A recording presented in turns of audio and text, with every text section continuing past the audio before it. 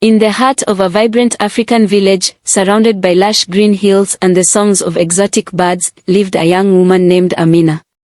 Amina was unlike any other girl in the village. Standing nearly 6 feet tall, with a curvy figure and a warm smile, she was a sight to behold. Her eyes sparkled with kindness, and her laughter was like music that echoed through the village. Her beauty was so striking that every man in the village dreamt of winning her heart. Amina was in her early 20s, and she carried herself with a grace and confidence that made her even more enchanting. Every morning, as the sun rose over the village, the men would gather at the well, hoping to catch a glimpse of Amina fetching water. They would clumsily compete to carry her heavy water pot, tripping over each other in their eagerness to impress her. Some would bring her gifts, brightly colored fabrics, shiny trinkets, and delicious fruits, each hoping to win her favor. Despite all the attention, Amina remained kind and humble.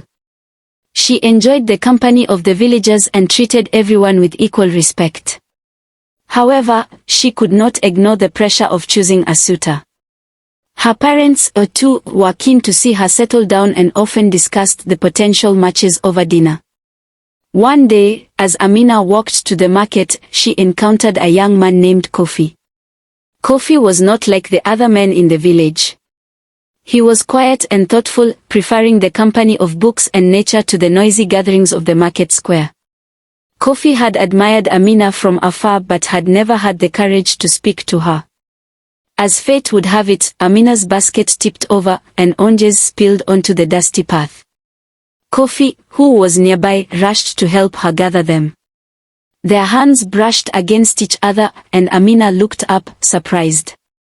She had seen Kofi around but never really noticed him before. His gentle eyes and shy smile intrigued her. "Thank you, Kofi," Amina said, her voice as sweet as honey. "You're welcome, Amina," Kofi replied, his cheeks turning a shade of red. "It's the least I could do." Over the following weeks, Kofi and Amina found themselves bumping into each other more often. They would talk about everything under the sun, stories from their childhood, dreams for the future, and the beauty of the world around them. Amina found Kofi's quiet wisdom refreshing, and Kofi cherished every moment spent with her. The other men in the village grew anxious as they noticed Amina's growing friendship with Kofi. They devised elaborate plans to win her attention, each more ridiculous than the last. One day, a group of them decided to perform a dance, thinking it would charm her. They practiced for days, but on the big day, they ended up in a tangled heap, much to the amusement of the villagers. Amina couldn't help but laugh, and even Kofi chuckled at their antics. But not everyone was pleased with this budding romance. A rich merchant named Kwame, who was used to getting what he wanted, decided he would marry Amina, whether she liked it or not. He began to spread rumors about Kofi, hoping to turn the villagers against him. He offered Amina's parents a large dowry, trying to buy his way into their favor. Amina was troubled by the rumors and the pressure from her parents. She decided to visit the village elder, Nana Ama, a wise old woman known for her wisdom and fairness. Amina poured her heart out, explaining her feelings for Kofi and her worries about Kwame's intentions. Nana Ama listened patiently, her eyes twinkling with understanding. "Amina, my dear, the heart knows what it wants," she said. "You must follow your heart and be true to yourself. Do not let wealth or rumors cloud your judgment." Encouraged by Nana Ama's words, Amina decided to speak to Kofi openly. She found him by the river, where he often went to read and think. Taking a deep breath, she approached him and said, "Kofi, I need to know how you feel about me." Kofi looked up, surprised but pleased. "Amina, you are the most amazing person I have ever met.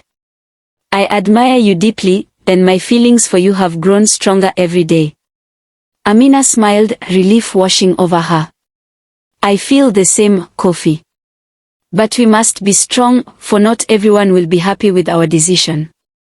The villagers, seeing Amina and Kofi together, began to realize that true love could not be bought or forced. Even Amina's parents, after much thought, understood that their daughter's happiness was more important than any dowry. Kwame, realizing he could not win Amina's heart, left the village, taking his wealth and ambitions elsewhere. In time, Amina and Kofi's love story became the talk of the village.